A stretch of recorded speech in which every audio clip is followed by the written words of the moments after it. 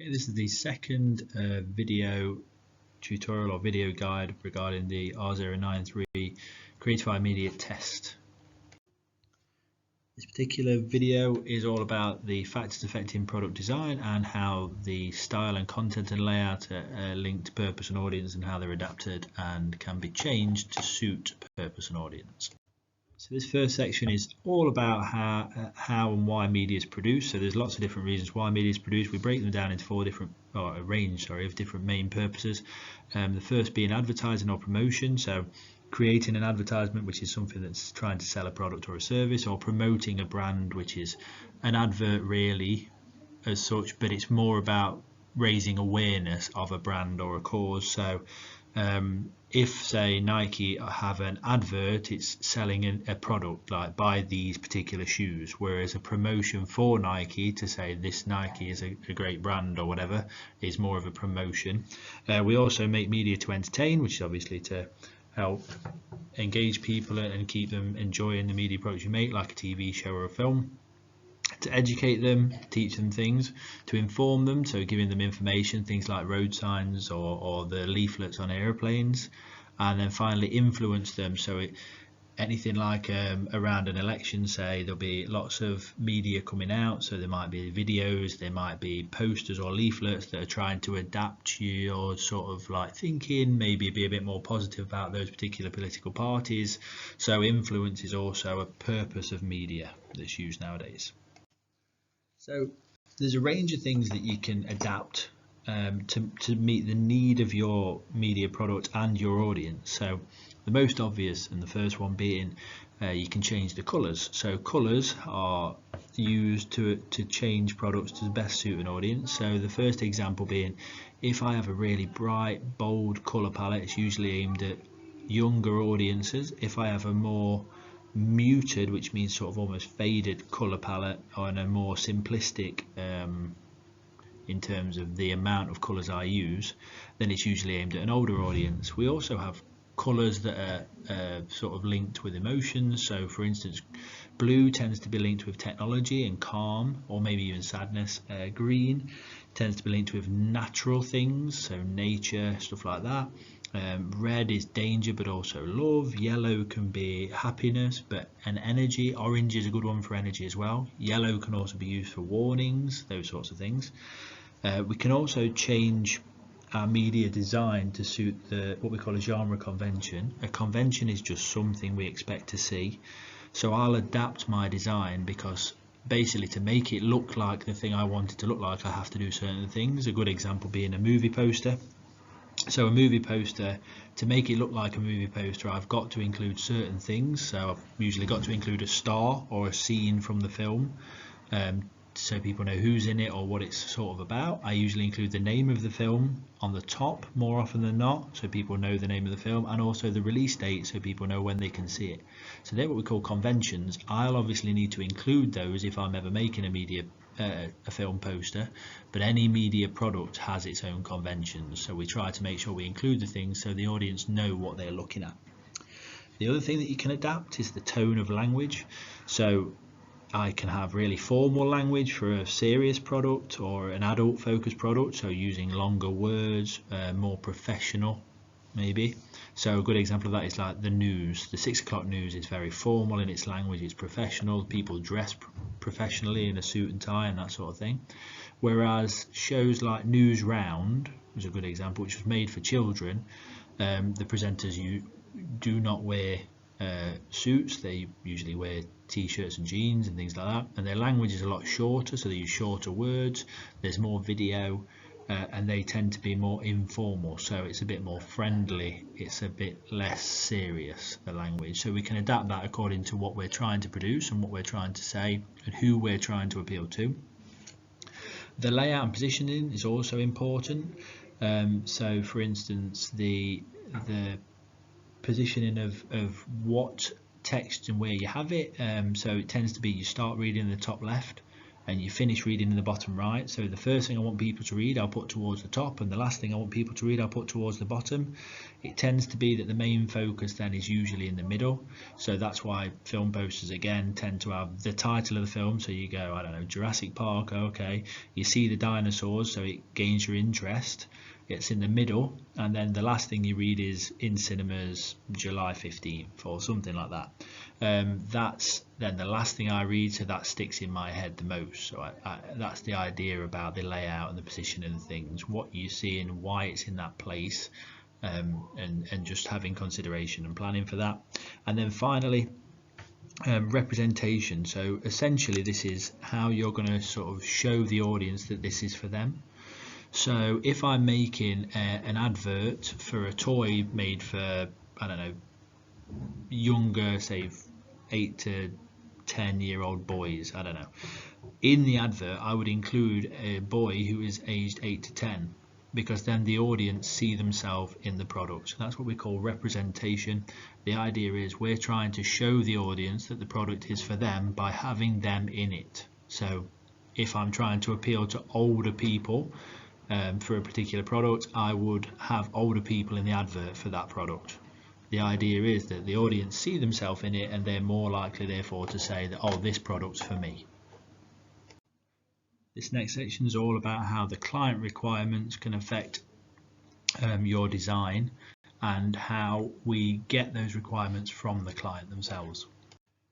Client requirements are things that they are specifically asking for. So the person who's basically giving you the money, so to speak, who is the boss, is saying, I want these things to be considered when you're building the media product. So the majority of them are usually what we call explicit requirements. What that means is they're either written down in what we call a brief, which is what the client says, this is what I want you to make, or they're identified through really clear meetings or discussions.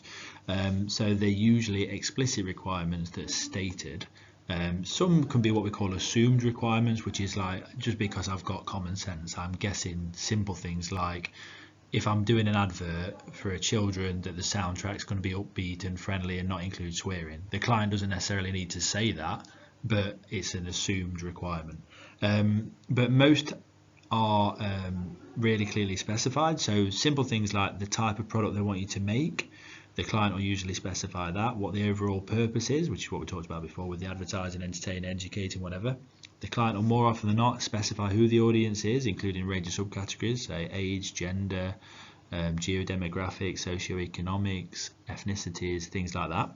They'll tell you what specific ethos, so how they want the sort of product to look and feel, with the idea being that they translate that to their audience. So the people see this product in this particular way, and they think of the brand or the product in that particular way as well. They may well tell you specifically what content or genre they want. Similarly, they might tell you a particular style or theme, so how they want the thing to look and feel, and just generally what message they want to get across. So themes more about the message of the undercurrent. You know, they might ask for more of a family theme, so you'd include a lot more, say, adults, children in the photographs to get that theme of family friendly brand across. And then finally, they might give you very specific timescales. This is when they want products to be finished or elements to be done. So they might say, I want to see the finished design by this point, and then the finished product by this point. They'd be specific timescales, and you've got to obviously work towards them to make sure you meet your client need. Now, there are a range of different ways you can set the needs of the product with the client. Usually the brief, which is like a document written by the client, is the easiest way. There are a range of different briefs that you might use, and some fit across multiple categories, which I'll talk about in a minute. The first one is a commission brief, which is basically where a big company says, I need this making, and gives it to a smaller, more specialized company. So say McDonald's, who make food, will probably pay a marketing firm to do their marketing for them. That's what we call a commission brief. Another one's called a tender brief, which is basically the company says, this is what we need making, and then other people pitch their ideas for it, and the company pick their favorite ones. So it's like it's almost like a talent show type thing. You know, here's our briefs, try and pick your best idea and put it forward. There are formal, which is more of a officially agreed, almost like a contract type agreement, and then informal briefs, which is where it tends not to be written, it usually verbally agreed, or it might be agreed over email informally, something like that. So there's formal and informal briefs. You might agree a brief during a meeting or a discussion where you've got a formal meeting to sit down and you agree a range of elements with the client formally in a meeting.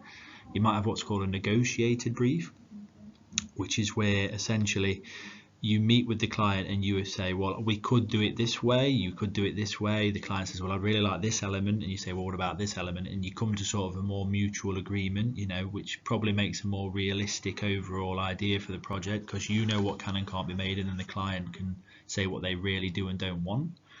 And then finally a written agreement, which is almost like a contract. You can more often than not say have a formal written brief, which is then the combination of two, and a written brief is just essentially that the client specifies in writing what exactly they'd like. The next section is all about audience demographics and how we break down those audience, which is what we call segmentation. Audience are broken down in a range of what we call segments or groups, really, which you can adapt to meet the needs specifically. So the segments of consideration for your audience might include accessibility. So how are they going to actually get the product? What's most likely? A good example being, I wouldn't make an app and aim it at older people because they're probably not all going to be on technology. So apps tend to be for younger people, so being considerate of that is something to be important. Who's going to access your product, and therefore how are you going to best make it suit that audience's need? We call that accessibility. The age of the audience obviously is a really easy one. The ethnicity, the gender, all of these adapt to the way things look or how you get the product to the audience. Their interests and their lifestyles, we call those psychographics. So a good example being that if you say watch football, you're more likely to be interested in cars, say, so advertisers will put car adverts on during football matches. The geo-demographic, or the location really, is the next one. Certain audiences prefer certain products. Best example you probably ever see is in England, the sport rugby league is basically only played in Yorkshire and Lancashire, so the advertising for those particular teams is really focused across Yorkshire and Lancashire. So you'll tend to not really see much rugby league advertising in, say, Nottinghamshire or South, because they tend to play rugby union, whereas rugby league is played across Yorkshire and Lancashire more. And then finally socio-economic, which is a fancy term, basically means the amount of disposable income the audience has at the end of the month. It's categorized into a range of groups, so A, B, C1, C2, D and E. A being have a lot of disposable income, so big jobs like doctors, surgeons, things like that, they'll have a lot of money probably at the end of the month. B is then more professional jobs, say like teachers, things like that. C1 is going to be office workers, people with a uni degree but probably not heaps of disposable income. C2 is going to be skilled manual jobs, so like plumbers, electricians, things like that, going to have okay money at the end of the month, but they don't have necessarily like a qualification that's like a uni qualification. D is going to be unskilled jobs, so say labourers, things like that, where you don't need any real qualifications to do them, so they're going to probably have less money at the end of the month. And finally E, which is the category for people who are retired or unemployed or very low hours in terms of employment, which means they're probably going to have very little money at the end of the month. Now this might sound cruel, but it's just reality of we need to know which socioeconomic group is watching say a TV show or accessing our product, because if I'm making a TV show, I make my money by selling adverts. There's no point me putting an advert for an expensive car on during the day, because most of the people who are going to be able to afford that expensive car are likely to be at work during the day.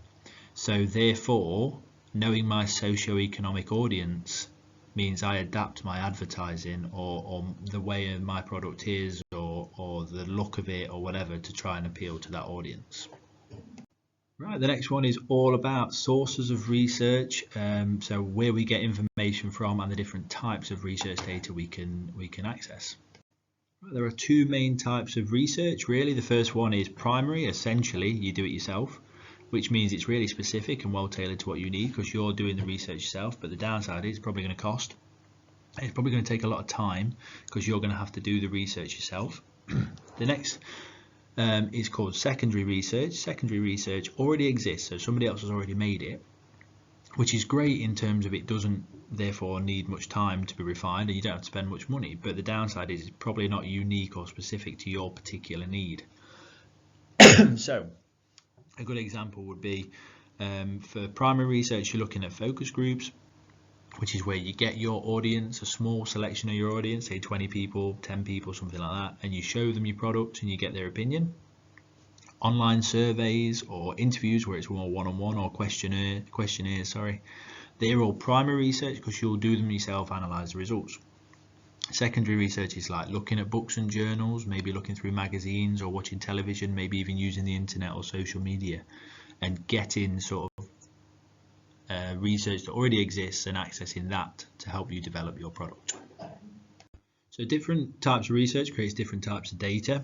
The two main types of data are qualitative, which is basically quality data. So the idea is that if I ask a question and I let the responder answer any way they want, so it'll be a questionnaire, say, but with an open box. So what is your opinion on this product? And then they can say whatever they like.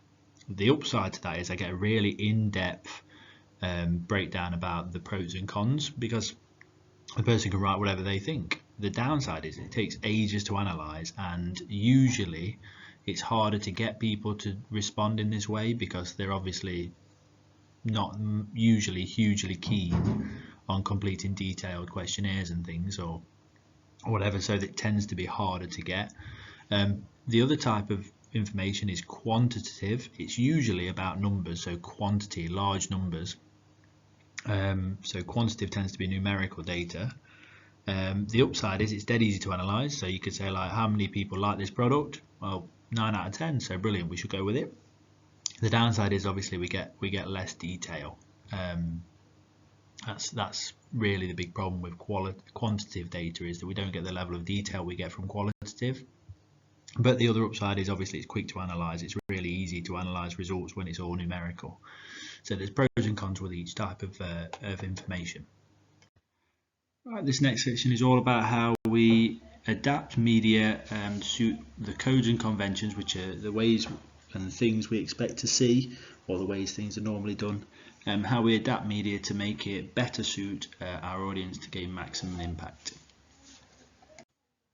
So when we talk about codes, we talk about essentially things we read from the media and making it the most appropriate for our audience and to what we call create meaning, which basically means to tell the story or give the message we want to give. So if we talk about codes used to create meaning, what that means is the way the media is made to tell the story that they want to tell to you, the audience, to drive the narrative, so to speak. And it doesn't necessarily have to be a story, so it doesn't have to be like a show, a TV show. It can be an advert, but how are they getting that message to you as quickly and as appropriately as possible?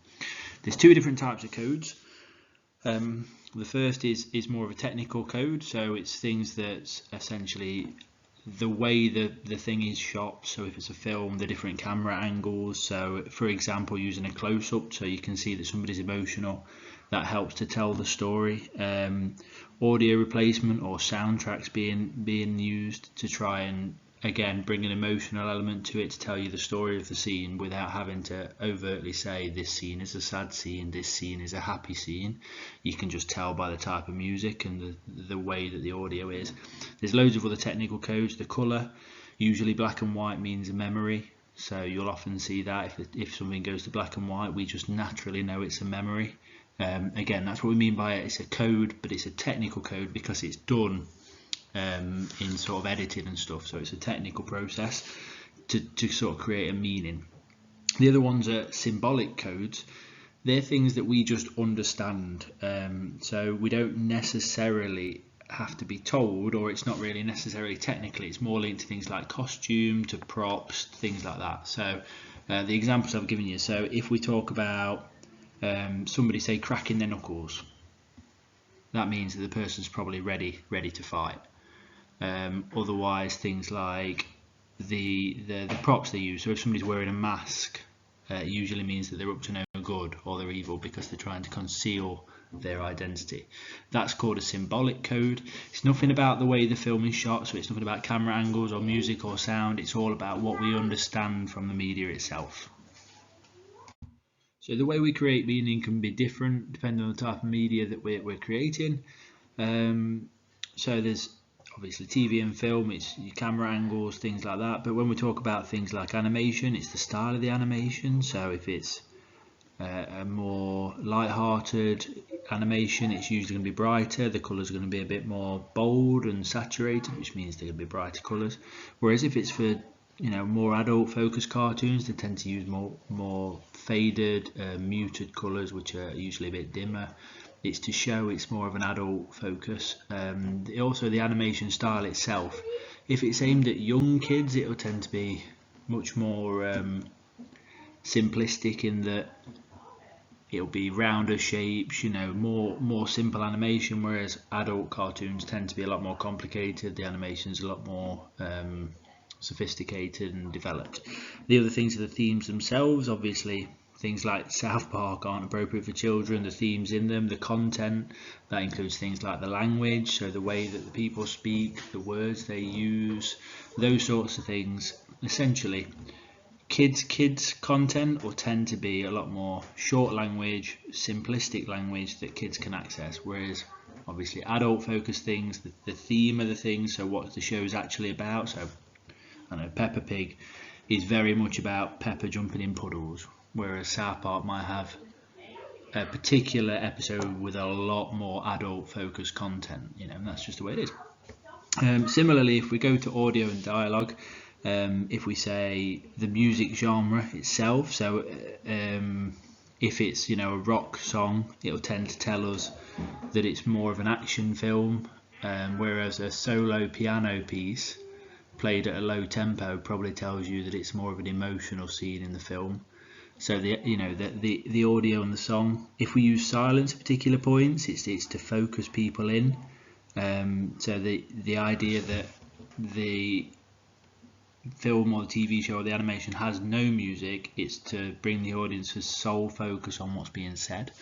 And then finally, the way things are being spoken, the intonation, which is the delivery. So if I'm talking really quickly in a really sort of high-pitched voice, it tends to be more happy. If I'm talking slowly, if I'm talking quieter, if I'm talking in a lower tone, it will usually be more serious or a sadder emotional state in the film. And that's what we mean by creating meaning. So these things we can pick up on within the film, within the TV show, within the animation, within the song, within the podcast, whatever it is, but we can pick up on them just based on these sorts of things that tell us what the emotional state is, what we're trying to get the audience to understand, all those things. And that's what we mean by create meaning. Right, we're talking about TV show and film. The biggest one really that's easy to sort of focus on because there's a few different groups is the way the camera works and how people use the camera to engage the audience. So there's a few different things to know about here. The first one is camera angles. That is literally the position of the camera.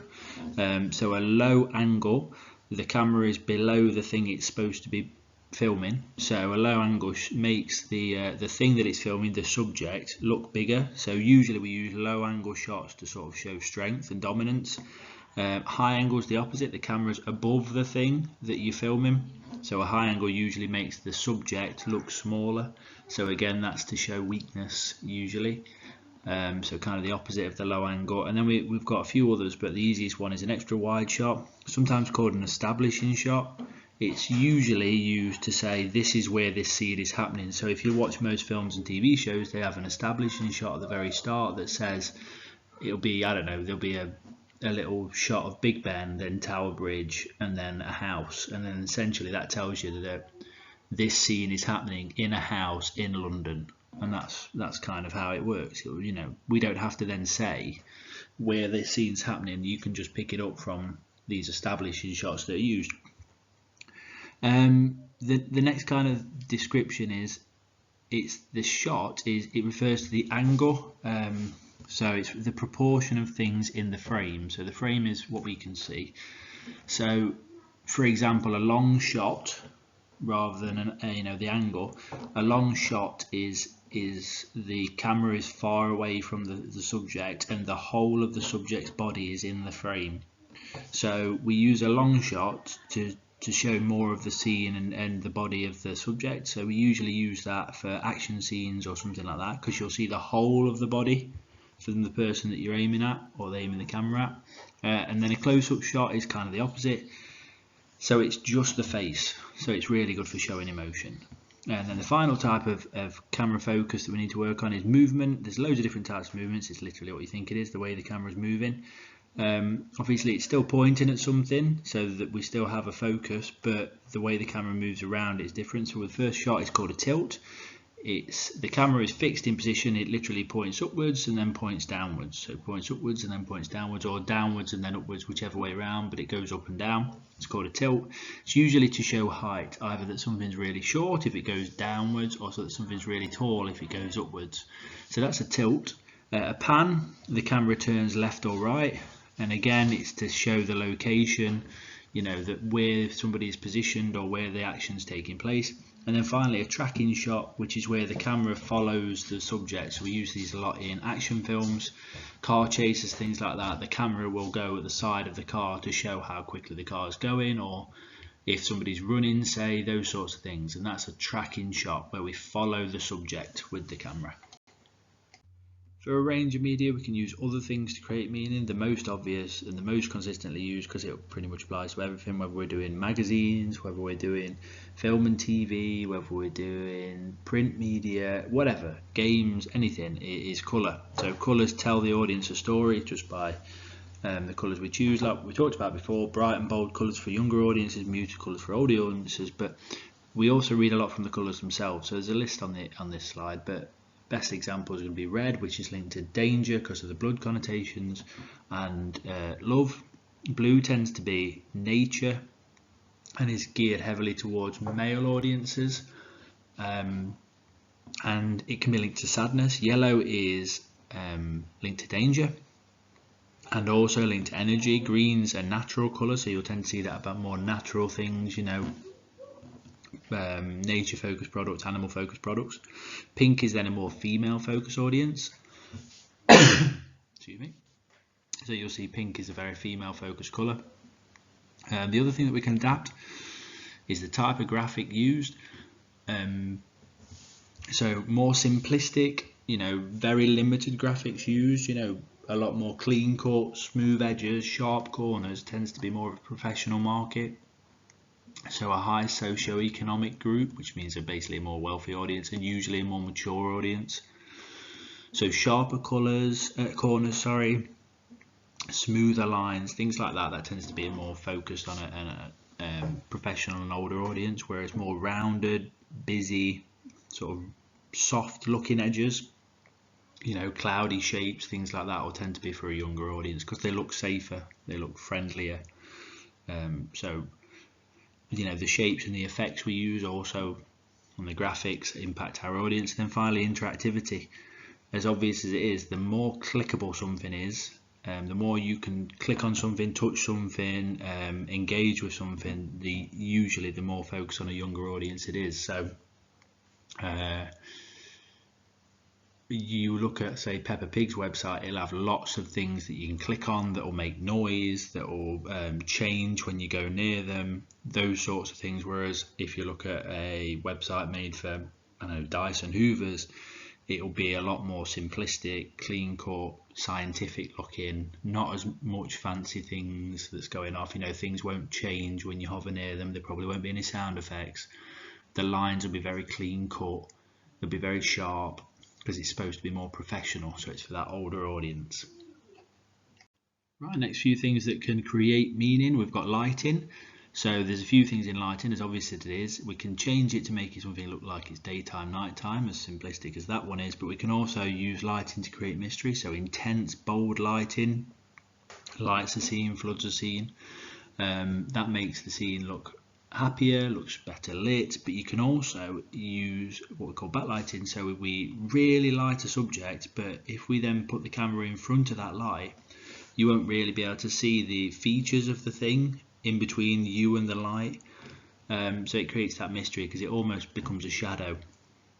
Where we position the light is another thing. So if we position the light really high, it's top down light, it'll obscure faces. If we do it underneath, it'll show the face but in a sort of scary way because it'll create unusual shadows on the face. So we can create different meanings based on the way we light the subject. If we want to create lots of shadows, it tends to be more for sort of horror, for scarier situations, for more thriller mysteries, because those shadows make it harder for the audience to really understand what's going on. If it's for children, it tends to just be more simplistic but well lit surroundings, so you can see everything, nothing scary, there's no shadows, and it's supposed to be a bit more, happy and, I don't say natural, but more daytime type lighting. This is a nice phrase, the next one to know. It's called mise en scène. Mise en scène, it just means what's in the scene, really. So there's loads of things to consider in mise en scène, which is a really good one for filmmaking. But props is the first one. What are the characters holding? What are they doing with those things to create the story? What are they dressed in? So costume. Do they have any hair that's specific or important, that maybe helps to tell the story? So if someone, say, I don't know, got a big spiky Mohican, that probably tells you that they're sort of a punk rocker straight away. That's what I mean by mise en scène. You don't have to understand them fully. And then combined with that, if they've got any specific makeup, if someone's got big, sort of dark circles under their eyes, say, you assume they're tired, and that tells you something about their character at that point. And then finally the setting. So where is the action actually happening? What room in a house, or what location? Is it in the middle of a wood? Why is it in the middle of a wood? The idea that sort of puts you in a particular position with the person in the frame, in the shot. And that's what we mean by mise en scène. Excuse me. And then finally, the last one is the sort of movement of the content. Is something static, or is something changing and adapting? The best example I could think of when I came up with this is billboards. Back in the old days, billboards were static. So huge billboards that you drove past, they were just really big prints of paper. 48, 96 big sheets of paper all glued together to make a huge image. It's engaging because you see it once because of the size of it, but then after that it's not particularly engaging after that. So we've adapted those now, and if you go to Victoria Centre in Nottingham, you'll see a huge electronic billboard. It changes, it animates, and it's really engaging and bright. So that sort of adaptation, that movement of the content, that it's not static, that it's moving, just makes it really interactive and really engaging for the audience. So it's a lot more interesting to look at. So you'll tend to see things that aren't static are much more engaging. And then finally, this is the last slide, I swear, on the transitions and the typography. So these are other elements used to create meaning. So the transitions are how one scene or one bit gets from that scene to the next scene. So we can talk about different cuts. You can have just plain, simple, fast cuts. You'll tend to see action films use lots of fast, sharp cut transitions, so it literally jumps from one camera angle to the next, and it'll do that every second or two, especially in really, exciting scenes. So when it's a car chase, it's going to jump from one camera angle to the next camera angle to the next camera angle, and it's going to do it every second or 2 seconds. The idea of that is it's really engaging because your eyes are constantly saying, oh, it's changed, oh, it's changed, oh, it's changed, oh, it's changed. So your eyes are looking at the screen all the time.